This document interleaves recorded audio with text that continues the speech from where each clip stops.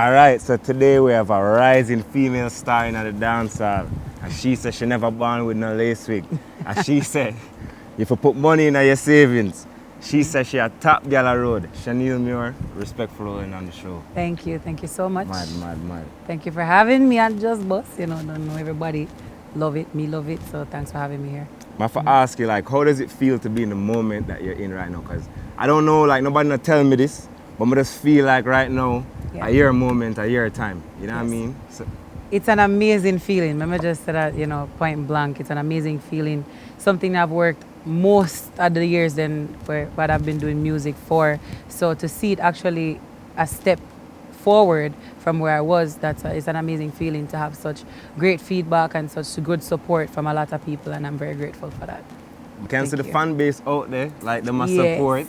You know what I mean? I like to see them things they are going. So for people who don't know though, because when I do my homework, I see it like for real. Yeah. You've been putting in the work. You know yes, what I mean? I have. Yes. How long of a journey has this been for you right now? Well, honestly, I really took up music like maybe 6 years ago, but I professionally started doing it like since 2016, I would say.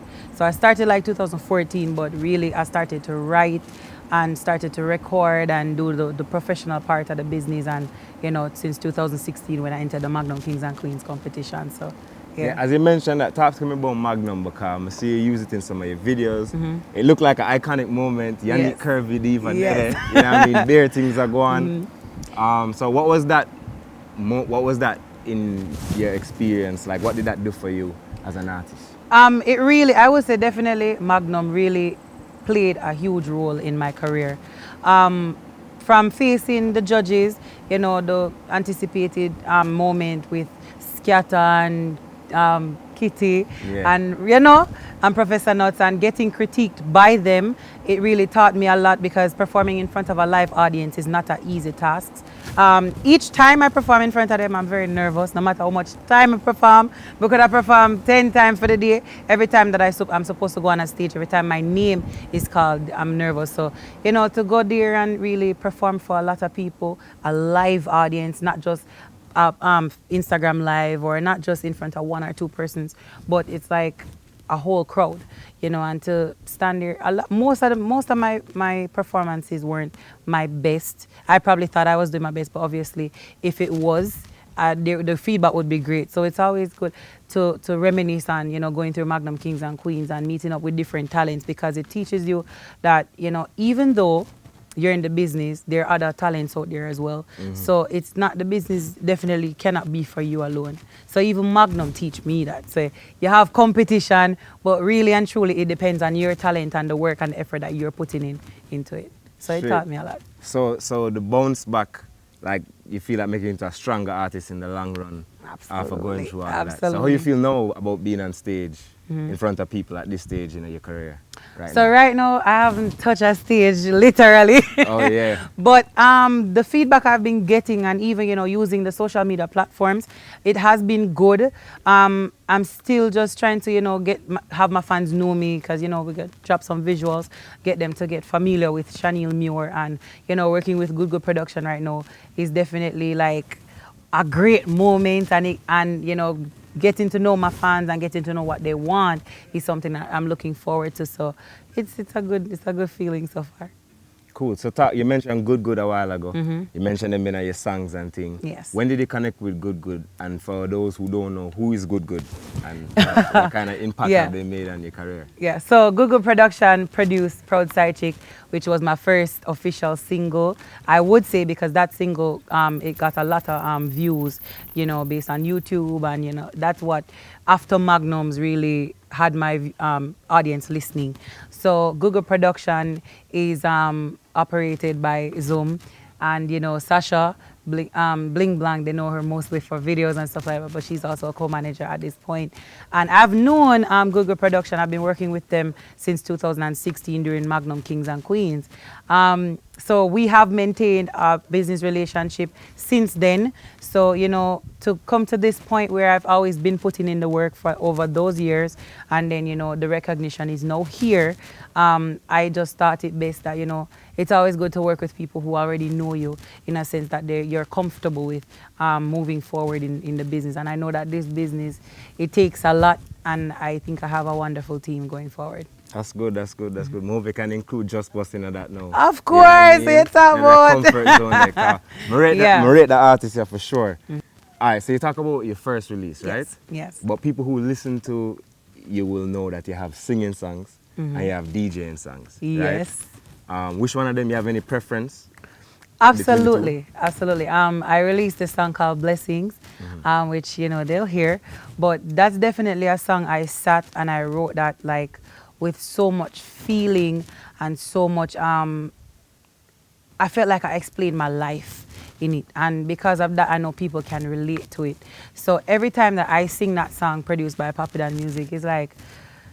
It just tell you know what, you can't just look at me and take me at face value, because there's so much that people don't know about you. A lot of times people just look at you and just think, oh, just another person. No, it's not just another person, not just another story. It's not just another artist. This is my story. This is my journey. So Blessings really depicts a lot of that in the song. No, for sure. And when I just gloss over that because I'm actually listen to the lyrics, you say some things in that. Yes. Real. Yeah. So that's factual in terms of you say that your mom came into your life late.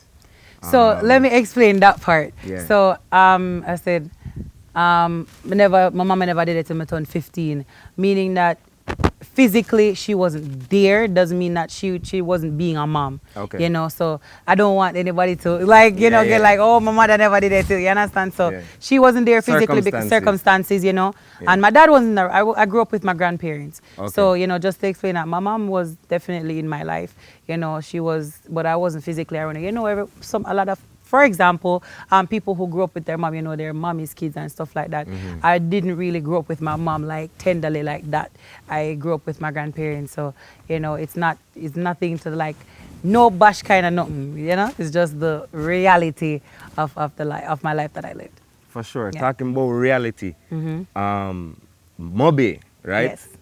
We talk about it all the time. A lot of artists from the North Coast just basically been taking over dancehall, and I say that in a good way. You know what I mean? Yeah. It's interesting to me, a girl from Moby, when I did their high school at Kingston, I run it straight, you know what I mean? And the chances of a girl from Moby breaking in the industry, yes, I would just guess it wasn't there like that. At the time, yeah. Yeah, so talk to me about that now. Talk to me about the Moby movement and what you think changed to make this now possible. Honestly, I gotta tell you exactly what I think happened. Because I've been doing music since 2014. Since I left high school, I've been doing music in high school, but not, on this certain kind of level. I think what changed for me, I can't speak for nobody else, but the pandemic really kind of leveled out the music business in a sense, because there are no stage shows. Everybody has to be adhering to the rules of the World Health Organization and stuff like that. So being able to use the platform that everyone else would have to use to, utilize their talent and stuff like that allowed people to start listening and not just following the hype of the music. Because sometimes a song just buzz because, oh, it's trending, instead of, because it's a talented person and it's actually a really good song. So I think that the COVID kind of leveled out the platform for every artist. So I really took up on the opportunity. I saw it there and I went and I grabbed it.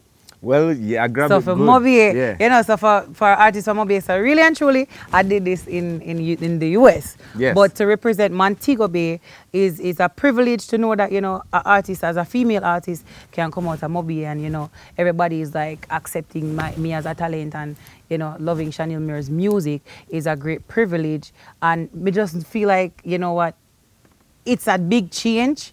And I just think that is because people started listening now. So it's like the platform opened up in a sense where any location, wherever you're from, whoever you are. For example, I'm from Montego Bay. I'm not the Jamaica. I'm not in the street. I'm not visiting different parties and stuff like that. So being in the US and being from Montego Bay. The party I keep. Yeah, I understand. So you understand. So I can't get for touch yard and going at the party them and So. So talk to me about the foreign side of things. Come and see a campaign over there. So too. Yeah. You just mentioned it a while ago. Even though you say you haven't been on stages in a while. Yeah. I've seen footage of you in On a foreign stage, yeah. stage and you do things and Yeah. with a this state and this state, like me I say, yo, she a tour and where things are going. Yeah. So talk to me about that in terms of splitting your time between Jamaica and foreign and how you manage all of that and how that works. Honestly, before all this, I did used to like, just go work. I used to work like 2 jobs plus doing music, so I wasn't doing music full time at the time. Okay. So I wouldn't say I was able to dedicate my whole time because obviously I have bills to pay and music wasn't cutting it at the time, so I have to make sure I take care of that. So, Yeah. you know, I usually get a few shows here and there to promote myself. It wasn't like a show that, you know, yeah, artists say, oh, get paid if you do a show. This was not for money. This was Shaneil promoting herself and showcasing her talent to anyone who would listen. So, you know, a few people, a few promoters would see that, you know, Shaneil Muir is doing music and they love my content and they would, you know, give me the privilege to, you know, grace a stage that they're hosting an event. And for example, Sibling was hosting a show in Connecticut. I was working with Youngstar Records at the time. And you know, they had me on the show. Honestly, let me tell you, I had a little problem getting in through the gate.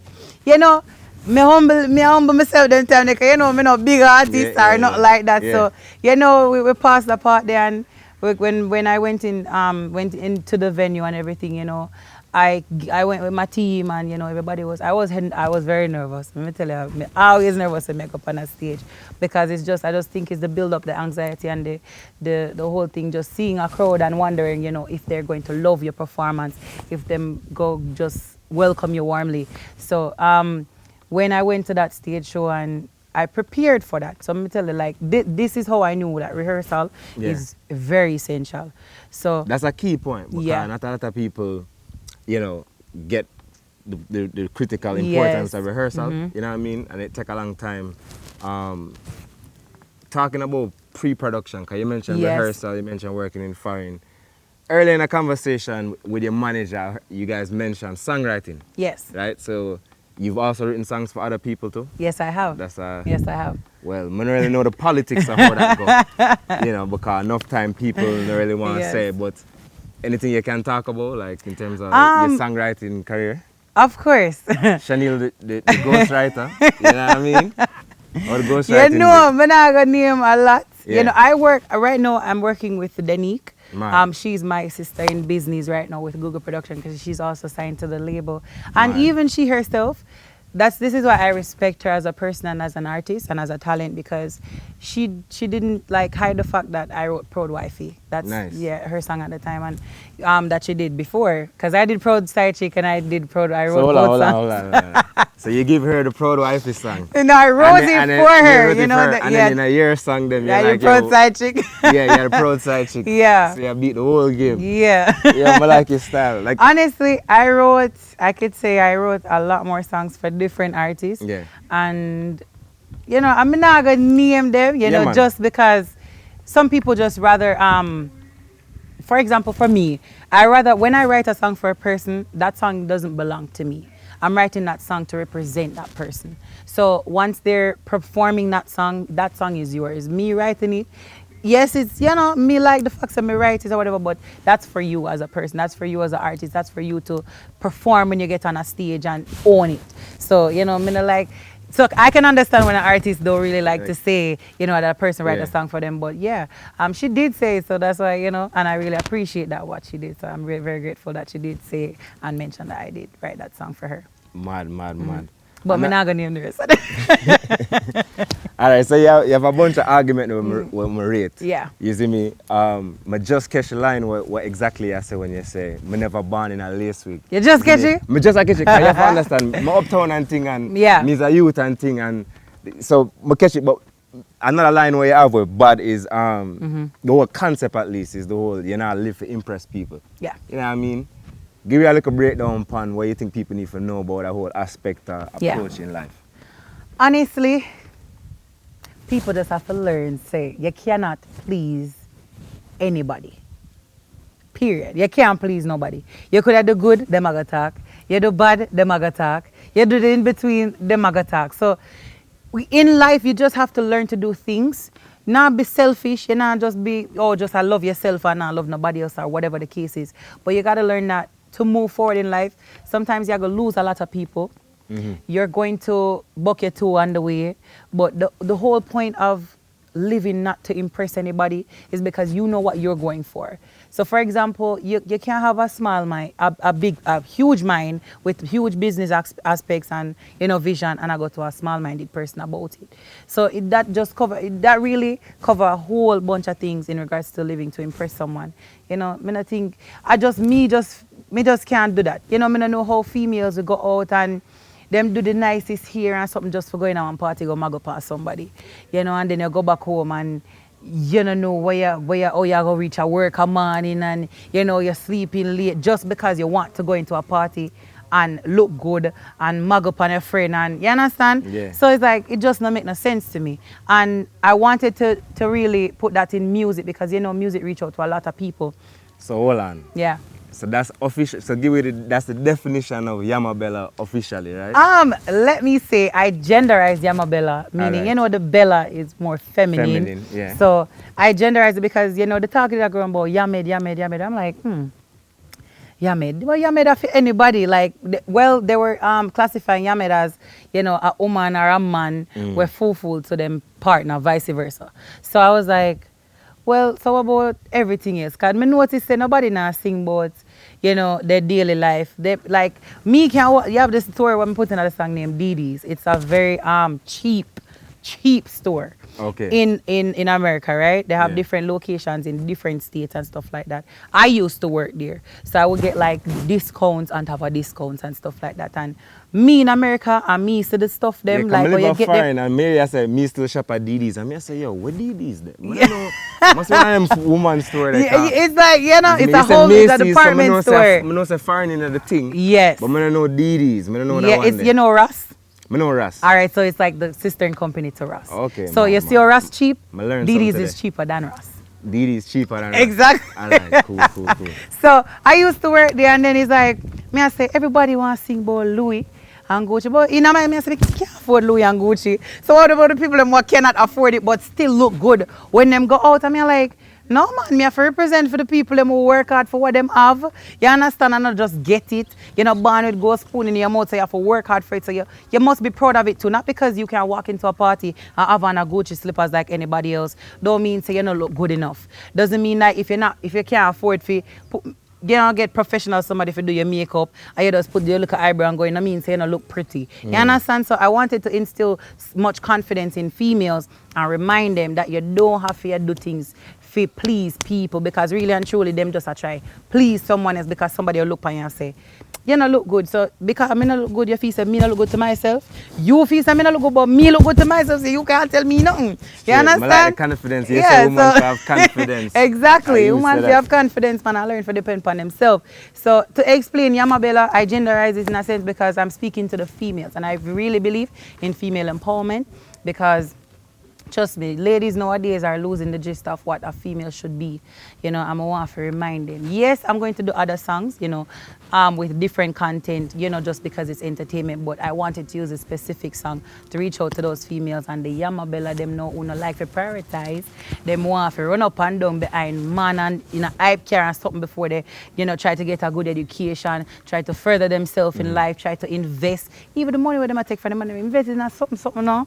They want to get a good nails every Friday and they have to do it. You understand? They can just prioritize, and just be a woman and stop from trying just be somebody who just live bit like say, yo, there's no tomorrow. You have some people chat about, oh, if me dead tomorrow, it's still a good day. That doesn't matter, Yeah, so we'll make you talk. Because I don't want to, I know my place. You're not going to hear some me I tell woman how they, yeah, especially me in that time say right it now. then, exactly. Yeah. Speaking of that, I just ask you the question then, right? Because you say even talk about it, you say, them tell you say you're too cute for you to go on, so. Oh. Right? Yeah. And I will come and talk about that now because it's like, me hear Yamabella first, and I say, yo, that song, yeah. And then me hear some of the other songs, and I say, yo, yeah. And then me hear some other song, and I say, yo, all right. Some of them lyrics a whole different level. some of them lyrics are kind of strong still. Yeah, you know what I mean? So, but you don't know a dancehall winner. So, I don't know how you feel, especially as a songwriter, multi-talented. Yeah. You know what I mean? You get the different reception. You know what I mean? Speak to that in terms of what's your vibe when you're writing, when you choose to do it, and how you think that impacts your career or what? Because some people be like, oh, like, you know, I don't. Yeah. Some people will try and tell you not to make those songs. Yes, I don't true. sing like that. True. You know what true. I mean? But me not gonna tell a woman them what to sing. You know what I mean? But talk to me about the way you see it in terms of female empowerment, because we even see Cardi B them big what project with a bag of things. And so where are we right now in 2020 in terms of female empowerment, lyrics in our music, raunchiness, you know, all of that. All right. So as I said before, they do good, them I talk. But they do bad, them I talk. So you decide what you want to do. So for me, I know that I'm capable of writing anything. I'm capable of presenting music in different ways, whether it's reggae, R&B, whatever genre that I choose to. And because I know I'm capable of doing that, I always try when I'm writing, depends on it, because a lot of time I get different vibe from different rhythms, and I try to stay in tune with what's happening in society and this era now.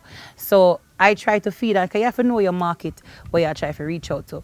So knowing my market and knowing like the younger people or even the older people are trying to learn what the young people are doing today. So, you know, I'm trying to study my market and see what they're up to, what they know, what them do in a daily life, and try to stay in tune with what they're able to understand.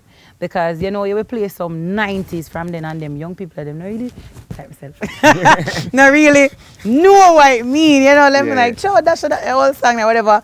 But it's not that, it's just that you have to know the crowd that you're trying to entertain. So I can write song for back then, I can write song for nowadays kids and stuff like that. So yeah, it's just that I try to keep that in mind when I'm writing, because I know who I'm writing to. I know who I'm trying to have listen to me. So once you know who you're trying to reach out to, you definitely know how to put your words together and, you know, create a piece for them. Mad. Yeah. One question I have to ask you. When I see ask away. do your IG live them strong. You know what I mean? So you collab with some artists on the live them and bare things, and of course you have the people them anticipating, people want to know them. So you and Jada have a good relationship. Yes. Right? Them see you and Dexter, a talk and a par and a vibes and things. Yeah. We can expect any collabs or features, because those are hit songs ready to talk. Well, you know? There's a collab coming out with me and Vibes Cartel right now. Right. So that's something to anticipate. That's coming out very soon. Yes. You see the artwork. Yeah. You know, as a young female, you know, when I was going to school, is somebody that I always listened to. And this is one thing that I really want to say, like right now. Because you have some people that, you know, will reach out to you as an artist when they see that you're working towards something, and they see that, you know, everybody loves you and they're listening to you, and they'll reach out, younger artists, older artists, no matter who you are. My thing is, it doesn't matter who I may do a collaboration with. I just think that, for example, me can do a collaboration with a big artist, but to me, if me feel like the song they not sound good, it doesn't matter who you do it with. The song has to make sense to me, and it has to have substance, or it has to, like, you know, say once somebody hear this or the crowd hear this, them are gonna love it. So, you know, enough artists will reach out and, you know, they will say, oh, we'd like to have a collaboration. First of all, before we even go down to the business, let me hear this, the rhythm. Let's work out, say, what kind of song we're going to do, you understand? So I have a good amount of collaborations coming out. I have a collaboration with Daddy One coming out. Easy. You know, Moby. Yes, you know, so we have a rep from Moby side. So I have a collaboration with Daddy One coming out that's going to be produced by Shabdan Records. So that's something to look forward to as well. And, you know, for the ladies, and because this is one of my label mates, Denique, we have a song coming out on the Liquid Sunshine rhythm, the same rhythm that Dexter Daps, Movado, Vibes Cartel, there are a lot of artists on there. The breaking news one? No, the Call Me Yeah, so that one, so that rhythm there, trust me, that rhythm there, everybody for look out for. But me and Denique have a song on there. Trust me, it's something to really gear up to listen to, because they're going to love it. I can't tell you this. The woman them are going to love it. Mad. So I love the fact that me and I can work together on something and create a masterpiece that we know people are going to love. And I loved working with her, you know, the idea itself, the context, everything, great. All right. Yeah. So everybody, when you want to check out Shaneil live them, her IG live them are go on, like for real, like follow right now because I see I go on with freestyles, this, that and what. It's popping over there right now. You take over from Tory Lanez. You know what I mean? So for all those people that are out there watching right now who might not be following you on social media, what is your social media so that them can follow you? All right, perfect. So my social media is at Shaneil Muir. That's ShaneilMuir. You can also subscribe to my YouTube channel. That's Shaneil Muir Vivo. You can follow me on Twitter. I am Shaneil Muir. And you will be in tune with everything that's about to happen. Good Production has so much in store to share with you guys. And we have a lot of work. We can't wait for present. We wish we could have done everything one time and present just say, But you know, we like the anticipation and we like when our fans are, you know, needing more so we can give them more. So yeah, you can follow me on my social media to keep in tune to any events, any upcoming shows, you know, and you'll be all set, promise. When I work for no disappointment, so you know. Yeah, as you said, top girl, respect for rolling on the show. Of you course. Know what I mean? Make it be the first of many, you know what I mean? Absolutely, and I'm very, very grateful to be here. And thank you guys for having me as well. It was a very fun set. I enjoyed performing, so I'm glad. I'm hoping that the audience or whoever is watching will be able to enjoy that as well. Man, that guarantee, that guarantee. I'm gonna just left it this way, you know what I mean? Yeah, man. Cool.